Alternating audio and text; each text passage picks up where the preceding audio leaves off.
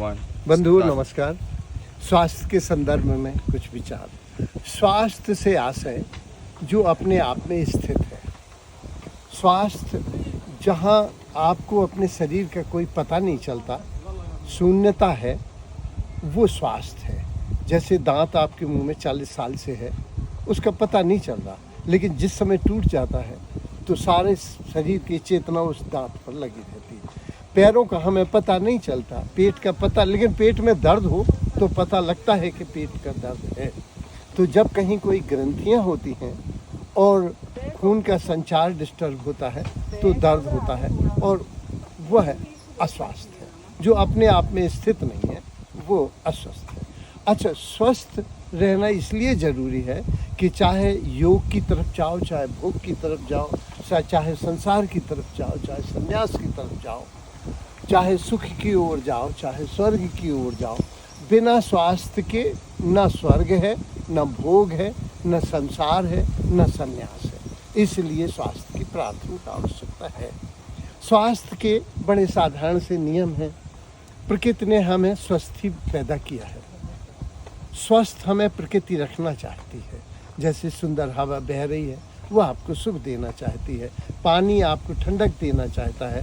ये वेद की एक ऋचा में आया है।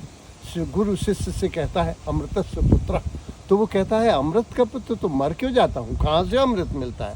तो वो कहता है ये क्षिति जल पावक गगन समीरा 5 तत्व मानस में आया है। इनसे ही जब हमें अच्छा लगता है।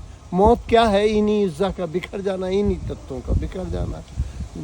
स्वास्थ्य क्या है? इन्हीं तत्वों से जब जीवन ऊर्जा चेतना मिलने लगती है तो इसे हम स्वास्थ्य कहते हैं। आज के युग में स्वास्थ्य की चर्चा इसलिए ज़रूरी है कि स्वस्थ तो पशु हैं, पक्षी हैं, पेड़ हैं, पौधे हैं, आदमी को भी रहना चाहिए। लेकिन आज हम पॉपुलेशन, पॉल्यूशन और करप्शन, पॉपुलेशन, पॉल्यूशन, पॉवर्टी, क्योंकि अब विश्व का ये सबसे बड़ा देश हो गया है जनसंख्या की दृष्टि से, तो एक अनार 100 बीमार की कहावत होगी। तो न्यून पोषण होगा, कुपोषण होगा ही, क्योंकि हम जनसंख्या में इतने ज़्यादा हो गए। तो स्वास्थ्य की चर्चा जरूरी हो गई। तो स्वास्थ्य के लिए 3 ही नियम हैं, बड़े सामान्य से नियम हैं कि व्यायाम, विश्राम, व्यायाम, विश्राम और भोजन। तो सबसे पहले व्यायाम। व्यायाम माने प्राणों का आयाम। जैसे पतंजलि योग सूत्र में आया है कि दीर्घ सांस लें, भरें, छोड़ें। प्राणों का आयाम, सांस प्राण है। तो हम क्या करते हैं? व्यायाम।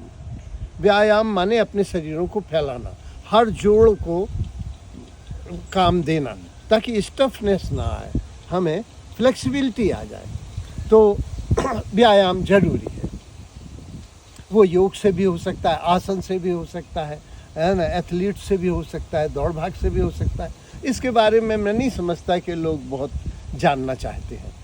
विश्राम, लेकिन इस सदी में व्यायाम तो कम हो ही गया है, विश्राम भी कम हो गया है, क्योंकि लाइट इतनी ज़्यादा तेज हो गई कि नींद नहीं प्रॉपर आ पा रही है। अमेरिका में लोग नींद ना आने से ग्रसित हो, ज़्यादा तनाव है। व्यायाम तो घट गया, विश्राम भी घट गया है। इतना शोर है, इतनी ओवर पॉपुलेशन है कि हम विश्राम भी पूरा नहीं कर पा रहे हैं। तो जैविक घड़ी के अनुसार हमको रात्रि को विश्राम करना चाहिए, पूर्ण विश्राम करना चाहिए, और शव-आसन लगाना चाहिए। जो महात्मा बुद्ध ने तदाता ध्यान के बारे में कहा है कि हम मर चुके हैं तो पूरा विश्राम होगा। अगर आप ये मान लो कि हम मर गए हैं 6 घंटे के लिए, अब जो हो सो हो, तो फिर वो पूर्ण विश्राम होता है, उससे रिलैक्सेशन मिलता है, और हमारी सारी दिन भर की टूट फूट अनियमित क्रियाओं का प्रकृति उसको कंपनसेट कर लेती है। इसलिए विश्राम भी बहुत ज़रूरी है। भोजन,